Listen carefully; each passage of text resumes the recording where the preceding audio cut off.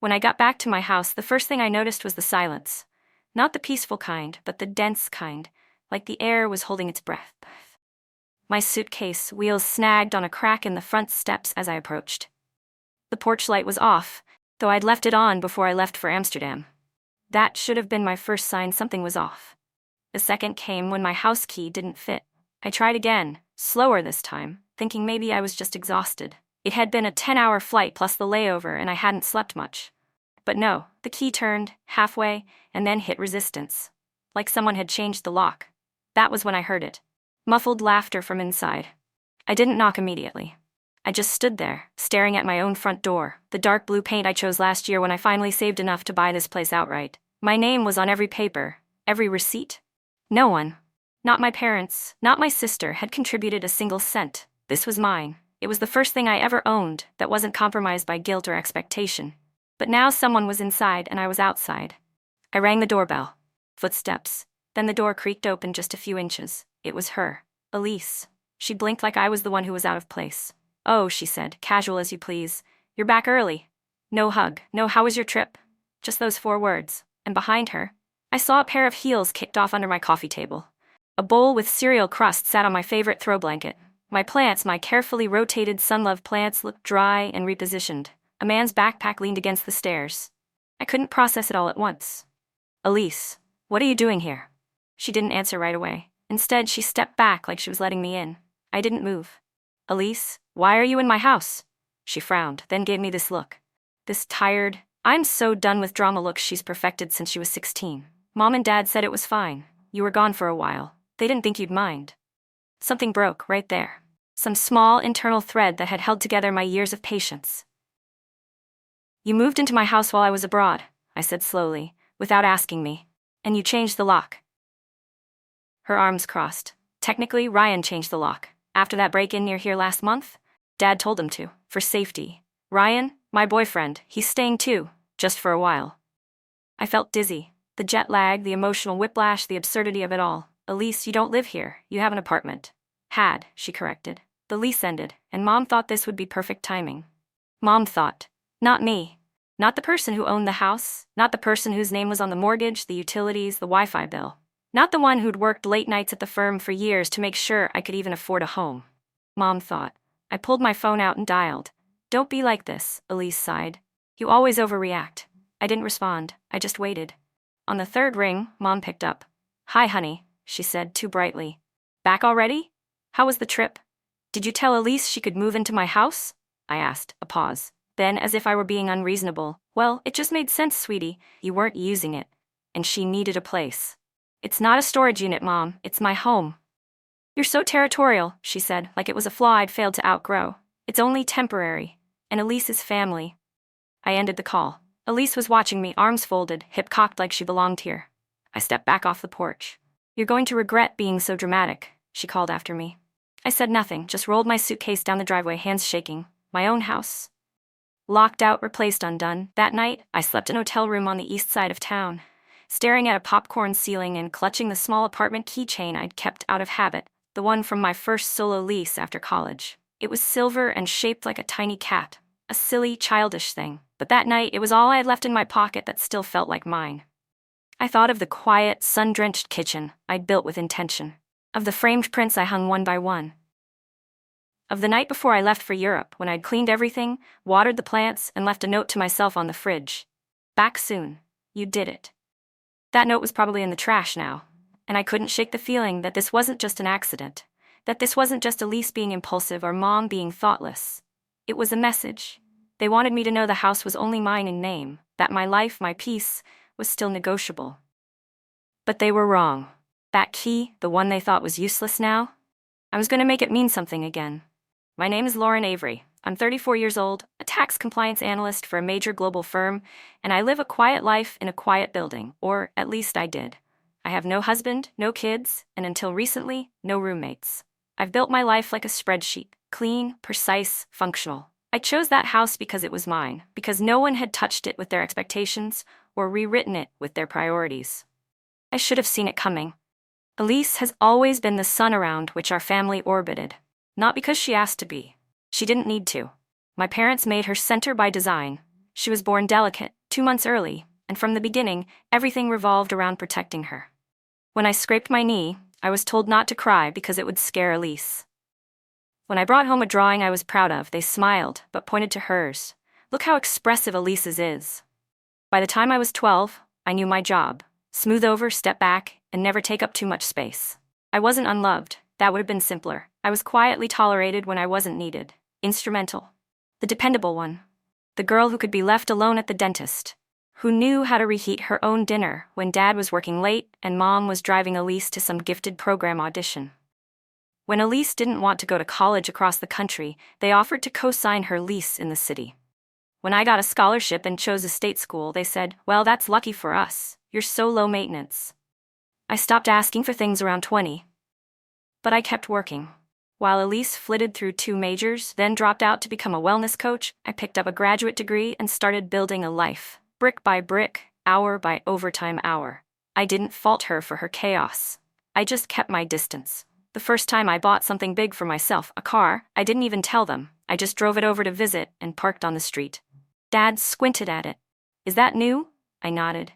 He raised his eyebrows. "You didn't ask for help?" I shook my head. He turned back toward the house. "Well, Elise has been looking too. Maybe she should get something nicer." That night, Elise borrowed it for a date. She brought it back late with a scratch on the side mirror. She was sorry, but not really. She offered to get it fixed, but never did. Mom said, "At least she told you." Like honesty was enough payment. So when I got the house, finally got the house, it felt like my name carved into stone. Not just a mortgage, a declaration. But when Elise moved in, it felt like they erased it in pencil. At the hotel, I called my friend Carla. "She did what?" Carla asked, voice sharpening. "She's living there, with Ryan, and she changed the locks." "Oh, hell no." I smiled, but only with my mouth. My body still felt like static. Mom said it made sense. I don't know what kind of Lifetime movie logic they're running on, but that's your house. I didn't even know she had my key. "Of course she did," Carla said. "Your mom probably gave it to her years ago, and that's when something twisted inside me. Not anger, clarity. They never saw the house as mine. Not really. To them, it was just a placeholder for Elise's next phase.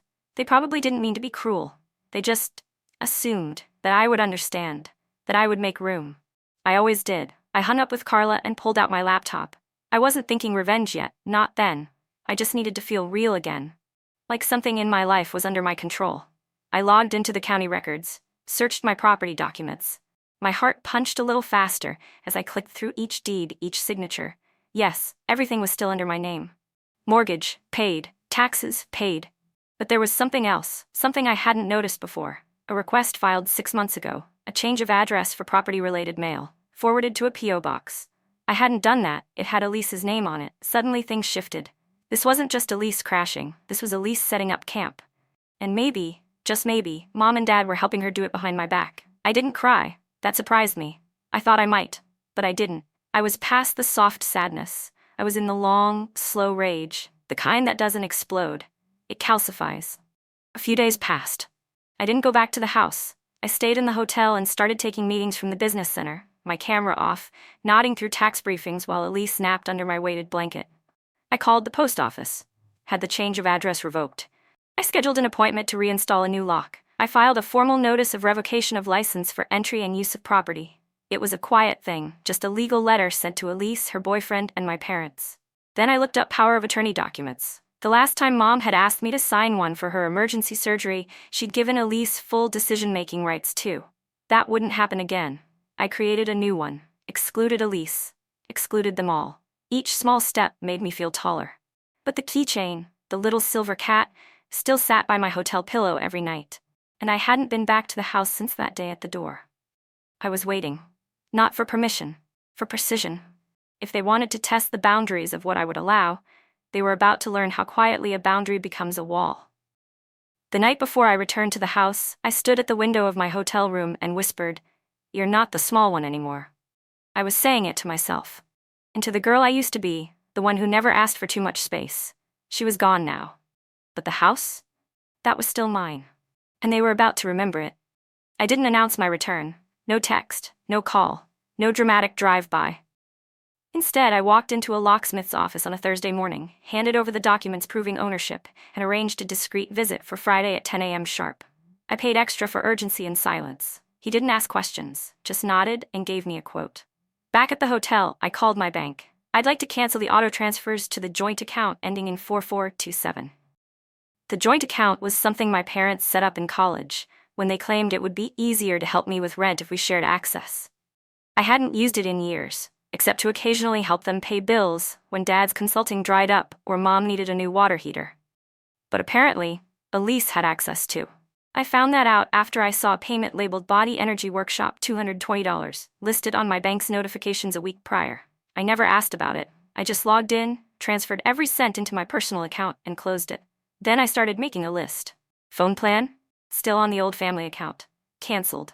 Streaming services, passwords changed. Emergency contact on my firm's HR file? Removed. Small things.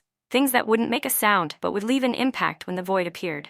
I wasn't slashing, I was unraveling. Bit by bit, string by string, I was cutting myself out of their systems, until nothing connected us financially, legally, or emotionally. And then I opened a manila folder, the one I kept in the back of my file drawer marked Property. Inside was the only thing I hadn't revisited in years, the deed. My eyes skimmed it again, just to be sure. Purchased under my name, not inherited, not co-owned. The down payment? Mine. The renovations? Mine. The utilities, taxes, and home insurance? All under my name. But then, near the bottom, in my own handwriting, a note from 3 years ago. Contingency, possible cohabitation, short term, Elise, 3-week cap. A scribbled plan from when she broke up with a boyfriend and asked to stay just until she got on her feet. She never ended up moving in then, but I'd left the note taped to the back of the deed anyway. Proof that even in generosity, I needed boundaries. Now it looked laughable. She had moved in without a word. And now she had keys, mail, and likely her damn coffee grounds all over my kitchen. Friday morning came. I didn't sleep much. I watched the clock until 9:30, then made my way there. The locksmith met me at the curb. "You got your ID?" he asked, polite but firm. I handed it over. He glanced at the house. "You sure you want to do this with people inside?" I nodded. "Don't worry, I'll let myself in." He handed me a clipboard. I signed. And then I used the emergency key, one I'd stashed behind a loose brick in the sidewall before leaving for Amsterdam. Paranoid, yes, but not wrong. I walked in. The living room was a mess of soft blankets, spilled candles, and discarded mugs. A yoga mat lay half unrolled near the coffee table. My favorite ficus was dead. A sweatshirt that didn't belong to me was draped over the couch. I didn't make a sound. Upstairs, I heard movement. Laughter. "Elise?" I called calmly. It was silent for a second. Then the shuffle of footsteps. She appeared on the landing, hair in a bun, one earring on. "You scared the crap out of me," she said, clutching the railing. "I need you out by noon." She blinked. "Excuse me? You have 2 hours, take what you need. I've already arranged a storage unit for the rest. The locks are being changed." Behind her, Ryan's voice. "Is that your sister?" I didn't even look up at him. "This isn't a discussion. You never had permission to be here." She scoffed. "Jesus, Lauren, are you really doing this?" I walked toward the kitchen, opened the fridge, and pulled out a half-eaten kale salad. Dumped it straight in the trash. "You changed my locks, forwarded my mail, claimed my address. That's trespassing." "I didn't," Mom said. "Mom doesn't live here," I said, turning to face her. "And neither do you." She descended the stairs slowly, arms crossed, mouth tight. "You're so cold," she muttered. "You always have been." I didn't respond, just stepped aside so the locksmith could pass through the front door. It took him 20 minutes. Elise paced. Ryan hovered, trying to act like he wasn't being kicked out of a house he'd never paid for. They packed slowly at first, then angrily. "She threw things into a duffel," he muttered under his breath. I heard control freak and needs therapy. But I didn't flinch. They left by 12:04. No goodbye, just the slamming of a car door and screeching tires. When it was quiet again, I locked the new bolt myself. The locksmith handed me the new key. I held it up to the light. Sleek, heavy, clean. "Want to add a smart lock too?" he asked. I shook my head. "No, I think this one will do." As he drove off, I walked to the kitchen and found it. The silver cat keychain, the one I'd carried with me in the hotel. I clicked the new key onto it, watched it dangle. It looked like something permanent again. But just as I exhaled, my phone rang. It was Mom. I didn't pick up. She called again, then texted. "You didn't have to be so cruel. You've humiliated her." She was in tears. No apology, no accountability, only guilt. Only the reminder that if I didn't play along, I was the villain. I turned the phone off and walked upstairs. The room that had once been my office was trashed, posters tacked up, candles burned into the desk, an entire crystal grid arranged on my tax binders. I swept it all into a box, and there, underneath it, was a photo. Us. Young. Maybe 14 and 9. Elise's head on my shoulder, me holding a mug, the same one I still used every morning, white with navy script chipped at the rim. It read, "Mine." I set the photo aside and picked up the mug. Still whole, still here. I took it downstairs. I filled it with tea. I sat at my kitchen table, the one I bought with my bonus last Christmas, and I drank, staring out the window as the light filtered in. Not peaceful, not yet, but mine, and now they knew it. They showed up 2 days later. Not Elise, not Ryan. My parents. Mom had that determined look she wore like a pressed blouse, always ironed, never crumpled, no matter how messy things got. Dad looked tired. His hair had thinned more since I last saw him up close. They stood on the porch in almost matching navy windbreakers, like they were headed to a PTA meeting. I opened the door but didn't move aside. "Lauren," Mom started, already exasperated. "This is ridiculous." "Is it? You didn't answer our calls." "I didn't want to." She sighed, brushing past me without permission. Dad hesitated but followed. My hands stayed by my sides. I didn't invite them to sit. I didn't offer tea. "Where's Elise?" Mom asked, glancing around like my sister might still be curled up in some corner. "Not here." "She's staying at Ryan's sister's," Dad muttered. "It's not ideal." I leaned against the doorframe. "Neither was her illegal occupancy of my house." Mom turned, arms crossed. "You're blowing this out of proportion. She needed a place. We thought you wouldn't mind." "I did." "You weren't even here," she sapped. "You were in Europe for weeks. That house was just sitting." "That house," I said, voice low, "is mine. Not a guest house, not a hand-me-down. Mine." They didn't like my tone. I saw it in the way Mom's nostrils flared and Dad's jaw stiffened. "She's your sister," he said. "Family." "And I'm what?" I asked, taking a step forward. "Collateral?" Mom blinked, lips pursed. "You've always been so distant," she murmured. "Always made things harder than they had to be." "No," I said, shaking my head. "You made things harder. Every time I said no, every time I tried to draw a line, you redrew it behind my back. You handed her my keys, my space, my trust, and called it love." She was struggling. So was I snapped. "I've struggled since I was 10. You just didn't notice because I never made it your problem." Silence. I wasn't yelling. I didn't need to. Every word came out steady, clipped, like pulling thread from a wound. Mom looked around the room, at the clean counters, the rehung curtains, the familiar blue mug on the kitchen table. "It's not like we wanted to hurt you," she said, quieter now. We thought maybe this could be your chance to reconnect, as sisters." "By removing me from my own house?" I laughed. "Interesting strategy." Dad cleared his throat. "Your mother was trying to help. Is that what it was when you changed my address? Filed a mail redirection form without telling me? Gave Ryan access to my Wi-Fi and utilities?" Their eyes darted. Confirmation. They knew. They had known. "I've revoked everything," I said. "She's trespassed. If she steps foot here again, I'll file a report." "Lauren." Mom's voice dropped to that wounded note she used to use when Elise would cry and I didn't comfort her. "You'd really do that to your own sister?" "No," I said simply. "I'm doing it for myself." Dad sat down, finally. "This isn't about the house." "No," I agreed. "It's about 40 years of being the fallback plan." Mom turned to him like she expected backup. He didn't give it. Instead, he looked at me. Really looked. For the first time in years. "I never realized how much you were holding," he said, voice quieter. "You made it seem easy." "I had to," I whispered, "because if I didn't, you would have crumbled and blamed me for the mess." That landed. A full second passed, then another. I walked to the kitchen drawer and pulled something out. The deed. I placed it on the coffee table. "You want a visual?" I said. "Here, this is mine. Not shared, not borrowed, mine." Mom didn't touch it. "I'm not asking for an apology," I said. "Not anymore. I'm asking for boundaries." "What does that mean?" she asked, suspicious. "It means I won't be your backup housing plan for Elise. I won't be your emergency fund. I won't let you stretch me until I tear, just so she doesn't have to face a consequence. We were just trying to protect her." "And who protected me?" That shut her up. I walked to the hallway, pulled out a second envelope, and handed it to them. It was a copy of the formal cease and desist I'd mailed Elise. Not a legal threat, yet, just a firm line. "You may not like this version of me," I said, "but she's the only one still standing." They didn't respond. They left quietly, without fanfare. But just as they reached the porch, Mom paused. "She still thinks you hate her." I didn't flinch. "Then she doesn't know me at all." And I shut the door behind them. That night I found something I hadn't expected in my inbox. An email from Elise. Subject: "Not that you'll read this." Body: "I didn't mean to steal your house. I thought you wouldn't care. You never cared about being close to me, so I figured it wouldn't matter. Mom said you'd be fine. You always are. I didn't realize how much it meant to you. Or maybe I did and ignored it. I'm sorry. I know you hate me. I don't blame you. No excuses, no demands, no manipulation. Just Silence and a single crack. I didn't reply. Not yet, but I left the message unread, not deleted, not ignored, just held, like maybe there was something still worth sorting through later.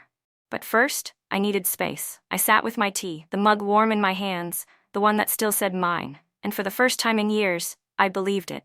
I didn't hear from them for 3 weeks. No calls, no texts, no sly voicemails about birthdays or family dinners, just silence. It was quieter than I expected. Almost too quiet, like after a storm when everything is wet and still and unsure what to do next. During that time, I went back to work fully. I started cooking again, just for myself, things with thyme and lentils and roasted garlic. The kind of meals I never made when I was trying to prove I could survive on black coffee and ambition. I bought new sheets, moved the couch a few inches so it faced the window instead of the TV, got my ficus replaced with a monstera, and when I brought it home, I told it out loud, "You're safe here." The apartment became a home again. Not a battleground, not a hallway they passed through. Just mine. Then one Sunday morning, they came back. Mom, Dad, and Elise. I heard their car pull up while I was in the garden trimming back the rosemary bush that had started to climb over the fence. My stomach didn't twist this time. My hands stayed steady. I opened the door before they could knock. They looked smaller somehow. Like whatever they'd rehearsed in the car wasn't quite enough to fit the shape of me now. "Hi," Elise said. Her voice wasn't sweet, just honest. "Hi. We wanted to talk," Mom said. "If you'll let us." I didn't step aside, but I didn't shut the door either. Dad spoke next, voice low. "We messed up." I waited. Mom cleared her throat. "We pushed in a way we shouldn't have. We treated your life like a tool, a favor we could borrow." My arms stayed folded. "I think we forgot," she continued, "that just because you can carry something doesn't mean you should have to." It wasn't perfect, but it wasn't nothing. Elise stepped forward. She held something out, the old house key. "I don't know why I kept it," she said, "even after you changed the locks." I took it. Not because I needed it, because it meant something now. "I'm not the fallback," I said. "No," Mom replied. "You're the foundation." And for the first time, it didn't feel like a burden. It felt like truth. They stayed for tea. I didn't offer food. I wasn't ready for a full meal. But I poured hot water into 4 mugs and set them on the table, each different. No matching sets. Not anymore. We didn't talk much, but they didn't try to spin things. Didn't bring up childhood stories or make jokes about how Lauren's always been the bossy one. They let the silence do its work. And when they left, Elise touched my shoulder gently and said, "If you ever want to talk, not as sisters, just as people, I'd like that." I nodded. That night, I opened my desk drawer and found the cat keychain. I took the new house key off it, slid Elise's old one onto the ring, and buried the whole thing in a small box at the back of my closet, not out of shame but preservation. It was a piece of me, a version I would never be again. I walk through my home now and feel the walls breathing with me. Not tense, not bracing, just steady. I've replaced the rug Elise stained, repainted the guest room she overtook, hung a new photo in the hallway, me, standing alone on a canal in Amsterdam, holding a pastry with too much powdered sugar and not caring about the mess. The mug still sits in the cupboard, the one that says mine. I don't use it anymore, but I see it, and I remember what I fought for, what I reclaimed. The truth is, I never wanted to be the cold one, the unbending one. I wanted to be understood. But you can't be understood by people who only see what you provide. You have to stop handing yourself over and start handing yourself back. Boundaries aren't cruel. They're doors with locks and keys you choose to give or not. Elise hasn't tried to move back in. She sends me the occasional article she thinks I'll like. No pressure, no guilt. I think she's learning too. That people who seem strong aren't made of stone. They're just tired of shattering. As for my parents, they've stepped back. Not all the way, but enough. They knock now, they ask, and when they leave the key on the table. Because they know what it means, and so do I. Quiet, peace, control, mine.